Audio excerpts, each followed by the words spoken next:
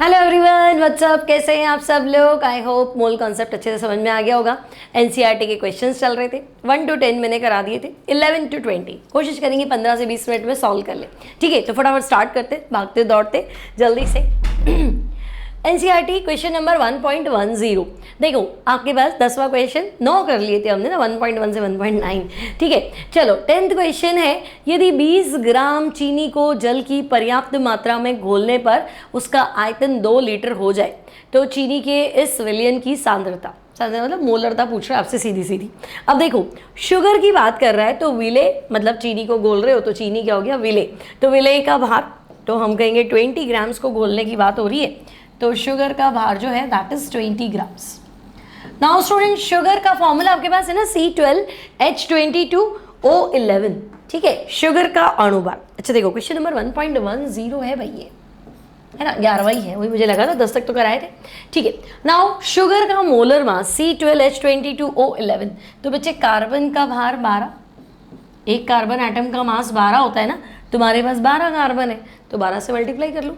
Now hydrogen का मास कितना होता है 1, तुम्हारे पास 22 हाइड्रोजन एटम है तो 22 से मल्टीप्लाई कर लो। सिमिलरली ऑक्सीजन का मास होता है 16। ठीक है, एग्जाम में गिवन होगा वैसे तो कि कार्बन का 12 ले लो, हाइड्रोजन का 1 ले लो और ऑक्सीजन का मास जो है वो 16 ले लो। ठीक है, तो 16 × 11 क्लियर, सॉल्व करोगे तो दिस विल बी 342 ग्राम पर मोल, है ना, ये आपको याद हो जाना चाहिए अब तक तो।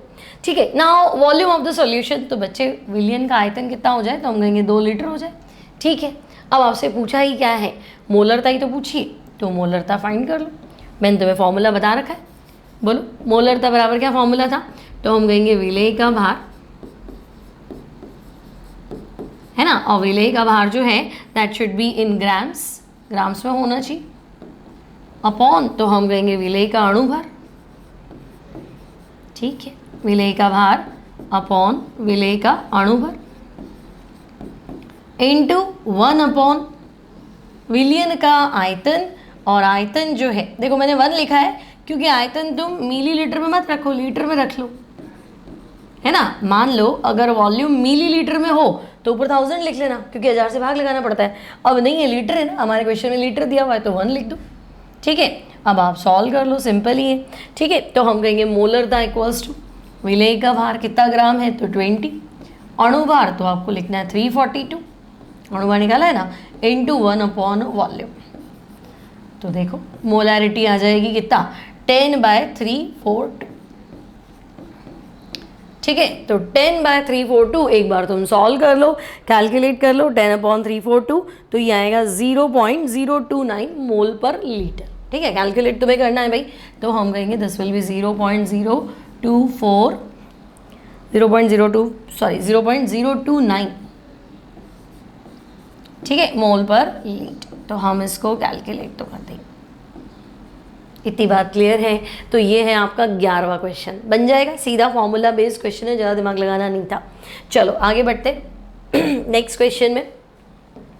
नेक्स्ट क्वेश्चन जो है तुम्हारे पास, देखो मीथेनॉल की डेंसिटी, मीथेनॉल होता है CH3OH मैथिल अल्कोहल, इसका डेंसिटी तुम्हें दे रखा है 0.793 किलोग्राम पर लीटर। ठीक है, अब आपको तुम्हें मीथेनॉल का एक सॉल्यूशन बनाना है जिसमें मोलरता कितनी हो 0.25। तो हम कहेंगे ठीक है एक ऐसा सॉल्यूशन तैयार करें जिसमें मोलैरिटी 0.25 ml और वॉल्यूम कितना है, तो भाई वॉल्यूम जो है वो 2.5 लीटर, 2.5 लीटर। मतलब ये कहना चाह रहा है मीथेनॉल का ऐसा सॉल्यूशन तैयार करो जिसका वॉल्यूम इतना हो, मोलैरिटी इतनी हो। तो पहले देख ले कितना मीथेनॉल घोलना पड़ेगा। ठीक है, अब ये कह रहा है अब उसका वॉल्यूम कितना चाहिएगा, तो पहले ऐसा करो, मोलैरिटी का फॉर्मूला देखो, मोलैरिटी का फॉर्मूला क्या है, तो हम कहेंगे मीथेनॉल की बात चल रही है तो मीथेनॉल का भार, ठीक है, मीथेनॉल का भार यानी कि विलेय का भार अपॉन विलेय का अणुभार, अभी सिखाया था फॉर्मूला। ठीक है, भार अपॉन अणुभार। अच्छा भार जो है that should be in grams, है ना, विलेय का भार ग्राम्स में होना चाहिए, इनटू ये भी लीटर ही चल रहा है तो मैं 1 अपॉन विलियन का आयतन लिख देती हूँ और वो लीटर में। ठीक है, अब देखो बच्चे मीथेनॉल होता है CH3OH, मीथेनॉल होता है मिथाइल अल्कोहल CH3OH, तुम्हें इसका अणुभार लिखना है, लिख दोगे, बोलो। अणुभार निकालना सिखाया था, कार्बन का 12, हाइड्रोजन का 1, ऑक्सीजन का 16, तो फटाफट सेट करो। तो हम कहेंगे ठीक है भाई, कार्बन का तो 12 लिख दिया, 3 हाइड्रोजन है तो 1 × 3 प्लस ऑक्सीजन का 16 बोला था ना मैंने, ऑक्सीजन का 16 और वापस हाइड्रोजन है तो 1, ठीक है ना। तो ये कितना हो गया देखो, ये 32 हो जाएगा, 32, ठीक है। 1 मोल है तो ग्राम प्रति मोल और 1 अणु है तो 32 यूनिफाइड मास, ठीक है, उसमें कोई टेंशन है नहीं। तो हम कहेंगे ओके चलो, हमने क्या किया है, मीथेनॉल का अणुभार निकाल दिया। अब मोलर तुम्हें क्वेश्चन में दी हुई है ना 0.25, तो हम कहेंगे हाँ मोलैरिटी क्वेश्चन में दी हुई, बाहर हमें फाइंड करना है कितना, मतलब ये मोलैरिटी का सॉल्यूशन बनाने के लिए कितना मीथेनॉल मिलाऊं। अणुभार तो ये अणुभार 32 है, इनटू वॉल्यूम, तो आपको देखो 2.5 लीटर सॉल्यूशन दिया है ना, 2.5 लीटर, ठीक है। तो मीथेनॉल का भार निकालो ग्राम्स में, तो हम कहेंगे 32 × 0.25 × 2.5। अब इसको सॉल्व कर लेते हैं फटाफट, है ना। तो 1 2 3, ठीक है। तो ये कितना हो गया, अच्छा 3 है, सॉरी 3 हो गया ना, हाँ। तो 25 × 25 कितना होता है, 625, 625 को हम 32 से मल्टीप्लाई कर लेते हैं, चलो तो हम मल्टीप्लाई कर लेते हैं। 625 बाई कहाँ गया, 625 मल्टीप्लाई विथ 32, तो ये आ गया 20,000, ओके। तो 20,000 डिवाइडेड बाय 1000 करूँ ना, तो ये मेरे पास 20 ही आएगा, 25 × 25, 625 × 32, हाँ 20,000 डिवाइड बाय 1000 किया तो ये 20 आएगा, तो ये मेरे पास आ गया 20 ग्राम्स, ठीक है। लेकिन क्वेश्चन ये नहीं पूछा है, ये कह रहा है मीथेनॉल का इतनी मोलरता का 2.5 लीटर सॉल्यूशन बनाओ, वो मुझे वॉल्यूम कितना चाहिए। तो हमारे पास जो फॉर्मूला है उसे मीथेनॉल का भार तो आ गया। अब ये कह रहा है भाई आपने 20 ग्राम बोला है ना, तो 20 ग्राम का वॉल्यूम बता दो लीटर, ठीक है। तो तुम सोचो डेंसिटी है ना तुम्हारे पास 0.793 किलोग्राम पर लीटर, है ना। मीथेनॉल की डेंसिटी कितनी है, 0.793 किलोग्राम पर लीटर। तो हम कहेंगे ओके, देखो डेंसिटी मीथेनॉल की ये हमारे पास है 0.793 किलोग्राम पर लीटर। अब तुम चाहो तो डायरेक्ट ऐसे भी कर सकते हो, देखो density equals to mass upon volume, ऐसे कर लो। तुम्हारे पास डेंसिटी कितनी है, तो तुम कहोगे 0.793, ठीक है। मास तुम्हारे पास कितना आया, 20 ग्राम, तो 20 ग्राम को किलोग्राम में बदलो, तो हम कहेंगे 20/1000 और वॉल्यूम निकाल दो, लीटर में आ जाएगा। तो वॉल्यूम तुम्हारे पास आएगा 20 multiply with 10⁻³ divided by 0.793, point उड़ा दो 1000 आ जाएगा। अब 10⁻+3 और -3 तुम्हारा कैंसिल हो गया, तो तुम्हारा आंसर आना चाहिए 20 डिवाइडेड बाय 793, और ये आंसर अपना लीटर में है, ठीक है ना। किलोग्राम में कर दिया था मैंने कन्वर्ट इसको, वॉल्यूम लीटर में, डेंसिटी मैंने किलोग्राम पर लीटर में रखी। तो देखो 20 डिवाइडेड बाय 793, तो ये आ रहा है तुम्हारे पास 0.025, ठीक है। तो ये बनेगा आपका आंसर 0.025 लीटर, ठीक है। और मिलीलीटर में गए तो 25 ml आंसर हो जाएगा, सिंपल, समझ में आ गया। पहले मोलैरिटी का फॉर्मूला लगाओ, तुम्हारे को मोलैरिटी दी हुई है, मीथेनॉल का अणुभार 32, फॉर्मूला याद होना चाहिए CH3OH, ठीक है। और 2.5 लीटर सॉल्यूशन बनाना है, तो कितने ग्राम मीथेनॉल घोलना पड़ेगा, 20 ग्राम, तो 20 ग्राम मीथेनॉल है, ठीक है। मीथेनॉल की डेंसिटी कितनी है, 0.793 किलोग्राम पर लीटर, तो 20 ग्राम को किलोग्राम में बदल दो ना, 20/1000 करोगे तो किलोग्राम हो जाएगा, है ना। अब ये मत पूछना कि 10⁻³ पीछे वाले में 10⁻³ 20/1000 कर दिया, तो ये आ गया 20 × 10⁻³ किलोग्राम। तो अब तुम्हारे पास घनत्व आ गया, द्रव्यमान आ गया, तो उसको आयतन में कन्वर्ट कर दो, सिंपल सी बात है, ठीक है। ये बन गया। आगे देखिए, ये कौन सा क्वेश्चन है तुम्हारा, दाब वाला क्वेश्चन है ना, ये 1.13 है भाई एनसीईआरटी का क्वेश्चन नंबर 1.13। दाब को प्रति इकाई क्षेत्रफल पर लगने वाले बल के रूप में परिभाषित किया जाता है, ठीक है। तो प्रेशर क्या होता है, तो हम कहेंगे फोर्स अपॉन एरिया, है ना। और इसका SI मात्रक जो है पास्कल, ठीक है। देखो फोर्स तो न्यूटन, एरिया क्या होता है, एरिया कैपिटल ए लिख दो, फोर्स अपॉन एरिया न्यूटन प्रति मीटर स्क्वायर, और 1 न्यूटन प्रति मीटर स्क्वायर को ये 1 पास्कल बोल रहा है, ठीक है। 1 पास्कल इक्वल्स टू 1 न्यूटन प्रति मीटर स्क्वायर। अब ये कह रहा है सी लेवल पे हवा का द्रव्यमान जो है वो 1034 ग्राम प्रति सेंटीमीटर स्क्वायर हो, तो पास्कल में दाब का क्या कीजिए, परिकलन कीजिए, ठीक है। समुद्र तल पे वायु का जो द्रव्यमान दे रखा है वो आपको दे रखा है 1 सेंटीमीटर स्क्वायर का मास कितना है 1034, ठीक है। अब आपको क्या करना है, इतने द्रव्यमान को पास्कल में बदलना है। पास्कल आपका फोर्स अपॉन एरिया है, और फोर्स को मैं mg लिख दूं, mass into gravitational acceleration. Physics में पढ़ा था ना, बल बराबर क्या होता है, द्रव्यमान इनटू गुरुत्वीय त्वरण, बिल्कुल है ना। अब द्रव्यमान कितना है तो 1034, और गुरुत्वीय त्वरण कितना होता है 9.8, पर ये ग्राम में है, वो क्या है 9.8 आपका MKS में, ठीक है। तो सेट कर लेते। देखो हमने क्या किया, पहले फॉर्मूला लिखा, pressure equals to force upon area. Force क्या होता है, मास इनटू एक्सेलरेशन, ठीक है। गुरुत्व mg लिख देती हूँ, फोर्स इक्वल्स टू ma की जगह क्या लिख दो, mg लिख दो, मास इनटू ग्रेविटेशनल एक्सेलरेशन, गुरुत्वीय त्वरण, और कैपिटल है, ठीक है।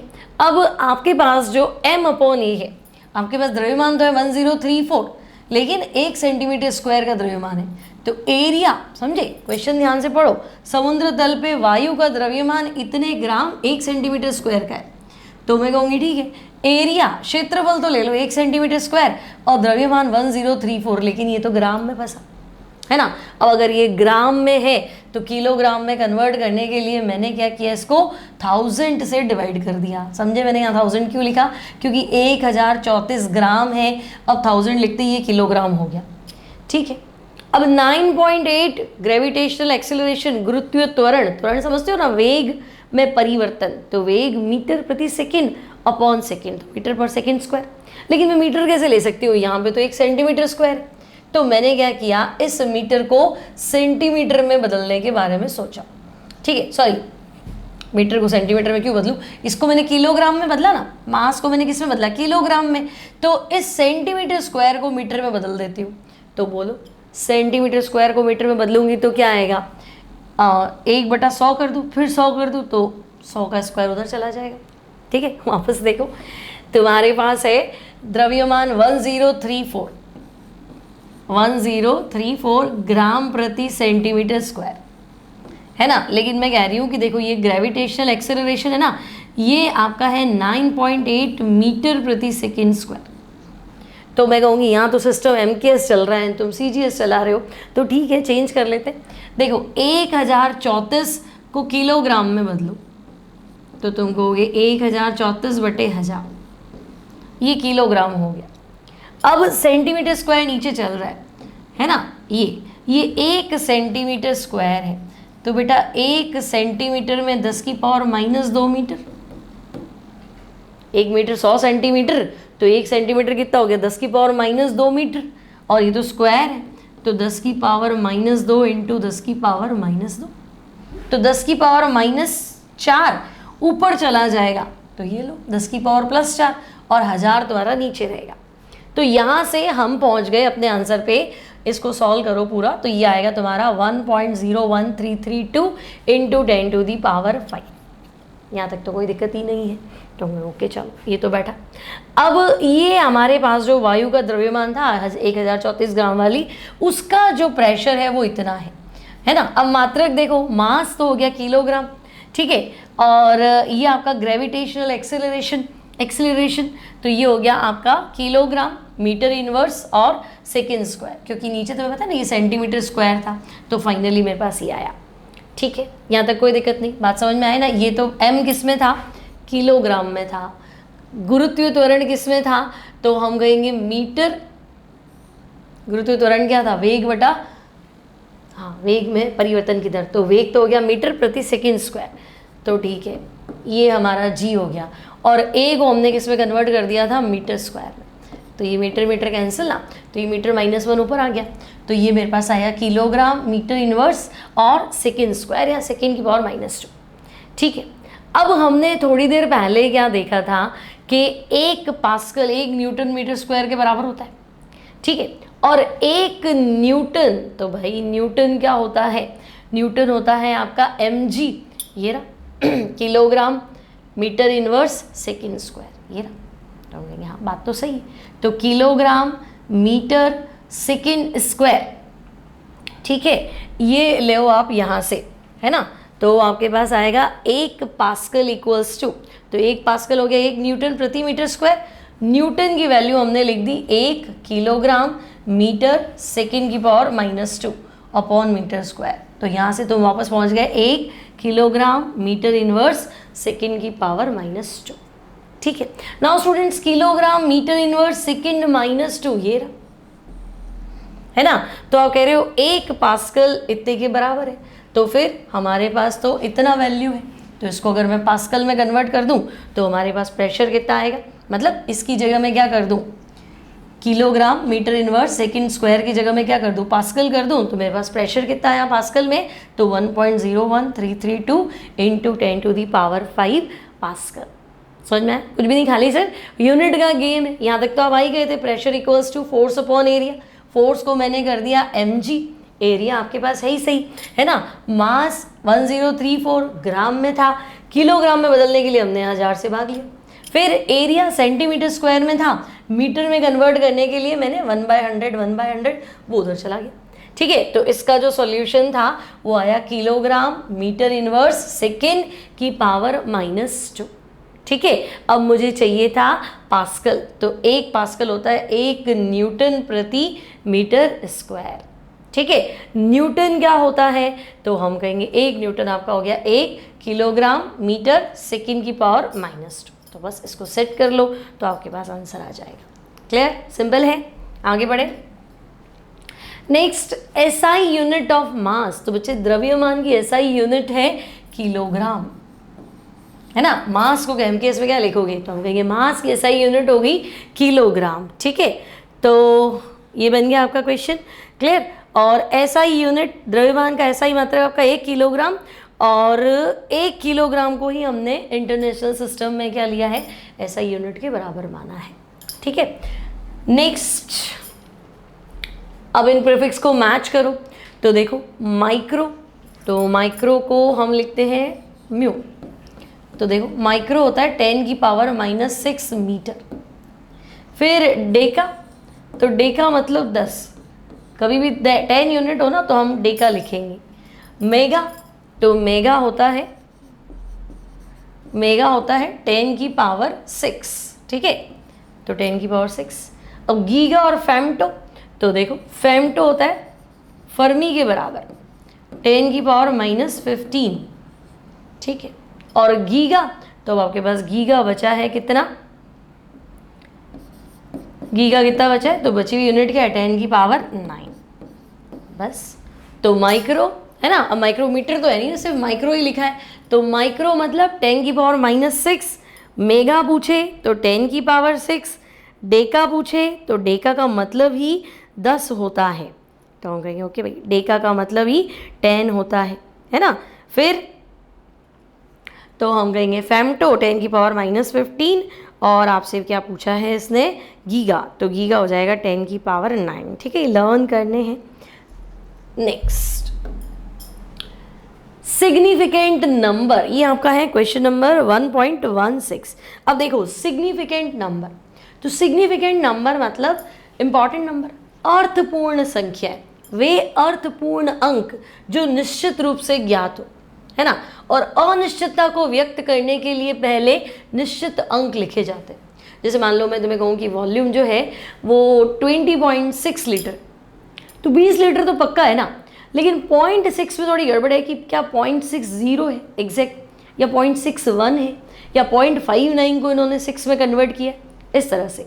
तो 0.6 के पहले 20 तो कंफर्म है, तो वो सिग्निफिकेंट नंबर है, निश्चित रूप से, है ना, अर्थपूर्ण अंक जो निश्चित रूप से ज्ञात हो, और अनिश्चितता को व्यक्त करने के लिए पहले हम क्या करते हैं, निश्चित अंक लिखते हैं, वो आपका हो गया सिग्निफिकेंट नंबर, ठीक है। देन आपको कोई एग्जाम्पल देना है तो आप इसको इस तरह से समझा दो। मान लो आपको लिख रखा है 69.4860, तो 69 तो कन्फर्म है, और उसके बाद पॉइंट के बाद 4 डिजिट तक चल रहा है, 1 2 3 4, तो टोटल गिनो 1 2 3 4 5 और 6। तो यहाँ पूछे सिग्निफिकेंट नंबर कितने हैं, तो बस आप टोटल नंबर गिन लो, है ना। तो 1 2 3 4 5 6 सिग्निफिकेंट नंबर हो गए 6। क्लियर। देन पेयजल के नमूने में क्लोरोफॉर्म जो कि कैंसरजेनिक कार्सिनोजेनिक होता है, ये इससे संदूषित कॉन्टामिनेटेड, मतलब इससे थोड़ा सा पॉल्यूशन है क्लोरोफॉर्म का। अब इसका जो लेवल है वो है 15 ppm, आई थिंक 155 नहीं है भाई, हाँ 15 ppm है, ठीक है। तो द्रव्यमान के रूप में, ओके। अब देखो कैंसर कार्सिनोजेनिक क्लोरोफॉर्म जो कि आपके ड्रिंकिंग वाटर के अंदर है, इसका लेवल है 15 ppm। ppm मतलब होता है पार्ट्स पर मिलियन, पार्ट्स पर मिलियन मतलब 1 मिलियन में इतना भाग, और इसने कहा है कि द्रव्यमान के रूप में लिखो, मतलब 10 लाख ग्राम अगर पानी है तो उसमें क्लोरोफॉर्म कितना है 15 ग्राम, ठीक है। तो हम कहेंगे ppm द्रव्यमान के हिसाब से, ppm कितना ppm है, तो हम कहेंगे 15 ppm। तो बच्चे 15 ppm का मतलब है कि जो विलियन है द्रव्यमान के रिस्पेक्ट में लिख रहे हैं, क्योंकि क्वेश्चन में आपको दिया है विद रिस्पेक्ट टू मास लिखो, तो ppm विलियन का जो द्रव्यमान है दैट इज 10 की पावर 6 ग्राम्स मान लो, और उसमें क्लोरोफॉर्म यानी विलेय का जो भार है वो आप जो है वो 15 ग्राम मान लो। तो अब 10 लाख में 15 ग्राम बहुत छोटा है, और अगर मैं आपसे कहूँ कि नहीं विलायक का भार, तो तुम क्या करो, विलियन में से विलेय का भार माइनस करो, तो 10 की पावर 6 में से 15 माइनस करो, तो इसको छोड़ दो, लमसम इसको 10 की पावर 6 लिख दो, 10 लाख में से 15 कहीं कम हो जाएगा, ठीक है।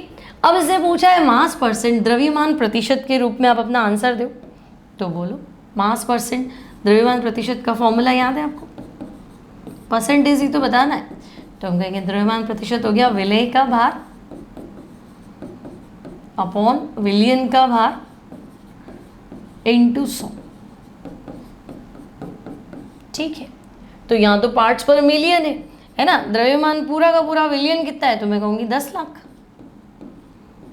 पूरा का पूरा विलियन कितना है 10 लाख, और सोल्यूट कितना है तो 15 है, तो विलियन का भार 10 की पावर 6, सोल्यूट विलेय 15, और परसेंटेज सॉरी द्रव्यमान प्रतिशत है ना, यहाँ आपको 100 लेना है, तो मल्टीप्लाई विद 100, तो यहाँ आपका आंसर आएगा 15 इंटू 10 की पावर -4%, ठीक है।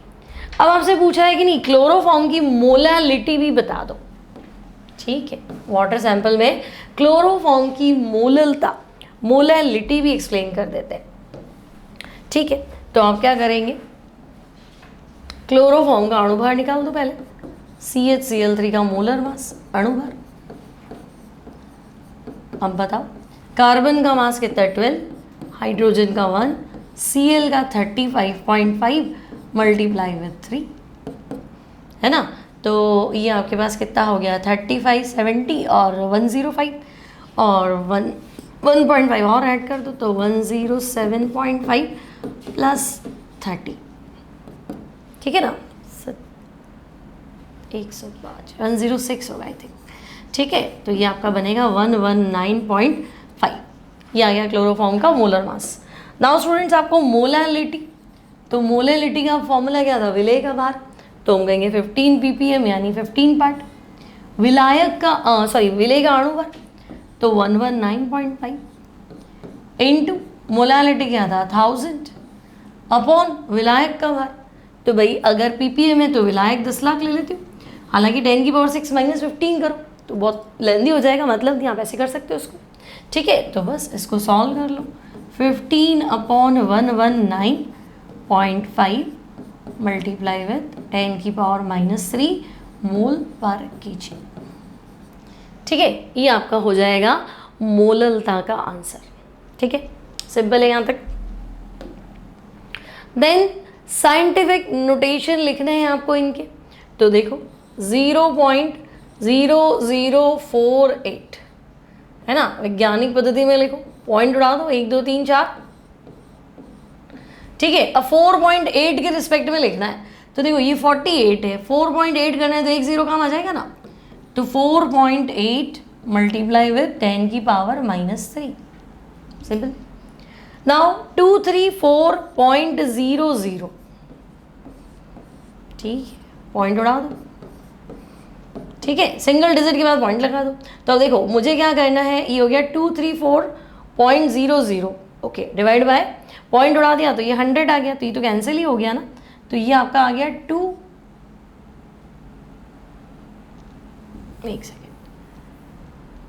234.00, ठीक है। अब आपको इसको क्या करना है, 2.3 के रिस्पेक्ट में लिखना है आपको, ठीक है, एक सेकेंड, हाँ 2.3 के रिस्पेक्ट में आपका क्वेश्चन, ये नहीं है 234.00 नहीं है, 234,000, हाँ यहाँ पॉइंट नहीं है बच्चों, यहाँ 0 है, ठीक है, तो 234,000, ठीक है। अब मुझे इसको लिखना है 2 पॉइंट, देखो यहाँ पॉइंट लगा दूँ, तो अगर मुझे यहाँ पॉइंट लगाना है, मान लो 10 से अगर मैं इसको डिवाइड करूँ, ठीक है, तो वापस क्या करना पड़ेगा,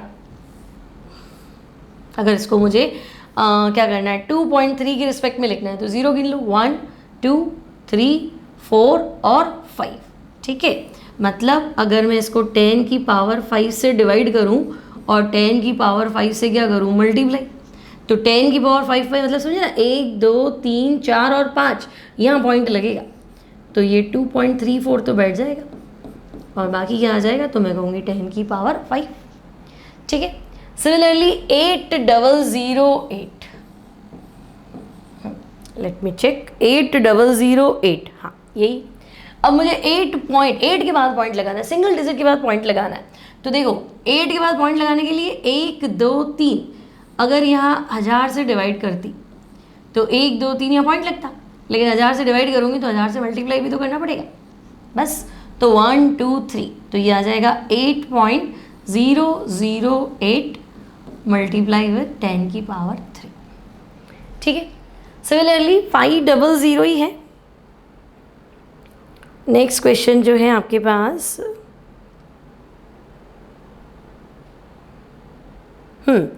500.0, हाँ ठीक है, तो फोर्थ में देखो 500.0, ठीक है, चलो पॉइंट तो उड़ाई दो एक बार, तो ये 10 आ गया, इसको तो हम हटा देते हैं, तो ये हमारे पास है 500, और 500 को क्या मुझे ऐसे लिख देना चाहिए, 5.00 इंटू 10 टू दी पावर 2, वापस मल्टीप्लाई कर लो, 500 हो जाएगा, समझ में आ गया, 100 से डिवाइड कर दो, 100 से मल्टीप्लाई कर लो, सेम यूनिट।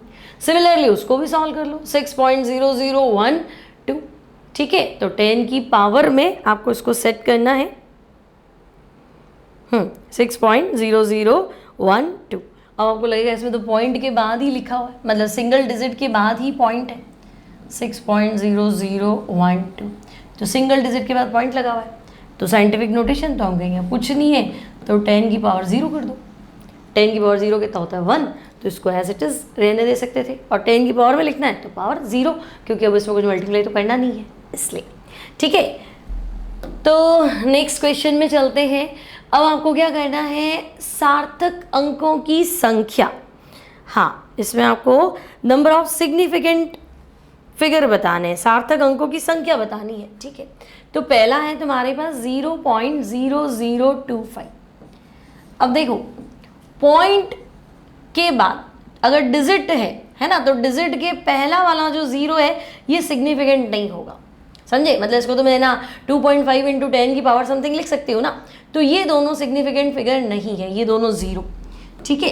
तो नॉन ज़ीरो पॉइंट के बाद, डेसिमल के बाद अगर नॉन ज़ीरो यूनिट है तो उसके पहले वाला 0 सिग्निफिकेंट नहीं होगा, तो यहाँ सिग्निफिकेंट नंबर 2 और 5 ही, मतलब 2 5 यानी कि 2 नंबर, ठीक है। फिर 208, अब तो लगेगा यहाँ 0 है, लेकिन दो नॉन ज़ीरो के बीच में 0 है तो वो सिग्निफिकेंट होता है, तो यहाँ सिग्निफिकेंट फिगर हो गया 3। देन सेम क्वेश्चन 5005, तो दो नॉन ज़ीरो के बीच में 0 चलेगा, सिग्निफिकेंट है, तो ये हो गया 4। नाउ फोर्थ में देखो 126.000 है ना, तो बेटा 126.000 मतलब अगर पॉइंट है हालांकि इसमें क्वेश्चन में पॉइंट नहीं दिया है, तो एक बार एनसीईआरटी के हिसाब से यहाँ पॉइंट नहीं है, पॉइंट है, पॉइंट के बाद 0 है तो सिग्निफिकेंट मान लो, ठीक है। और अगर ऐसा कुछ दिया है 126 और कितना दिया है आपको क्वेश्चन में 000, तो आपको सिर्फ ये वाले डिजिट्स को सिग्निफिकेंट नंबर मानना है, तो 1 2 3, तो यहाँ सिग्निफिकेंट नंबर, इसको 0 को सिग्निफिकेंट नंबर नहीं मानेंगे, तो ये हो गया 1 2 3। क्यों नहीं मानेंगे? क्योंकि उसको 10 की पावर में भी लिख सकते थे, इसलिए, ठीक है। फिफ्थ में, फोर्थ हो गया, फिफ्थ में आते हैं 500.00, 500.00, तो ये पॉइंट के बाद ये एक्यूरेसी मेजर करके 500 पूरा, 500.1 तो नहीं, तो हमने कहा नहीं 500.0 मतलब 500.1 नहीं है, लेकिन 500.00 मतलब 500.01 भी नहीं है, 02 भी नहीं है ना। तो इन सबको सिग्निफिकेंट फिगर मानेंगे, तो ये कितना हो गया 1 2 3 4 5, तो पॉइंट के पहले वाला और पॉइंट के बाद वाला दोनों 0 माने जाएंगे, तो यहाँ सिग्निफिकेंट फिगर हुआ 5। नेक्स्ट देखो 2.0034, 2.0034, हालांकि आपके फिजिक्स से वापस आएगा, वहाँ पे इसको और डिटेल में पढ़ सकते हैं, ठीक है। तो 2.0034 तो सारे सिग्निफिकेंट है, गिन लो 1 2 3 4 5, है ना। तो क्वेश्चन भी यही है आपका 2.0034, तो सारे सिग्निफिकेंट नंबर है, तो ये हो गया 5। चलो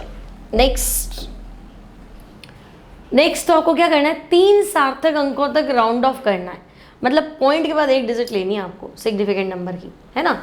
तो राउंड ऑफ करना है, तो देखो 34.216, तो 21 है ना, 21 है ना, तो इसको 20 मान सकते हैं, 34.2 पे सेट हो जाएगा, मतलब 34.29 होता, तो 29 होता, तो मैं 30 कर सकती हूँ राउंड ऑफ, तो फिर वो 34.3 बनता।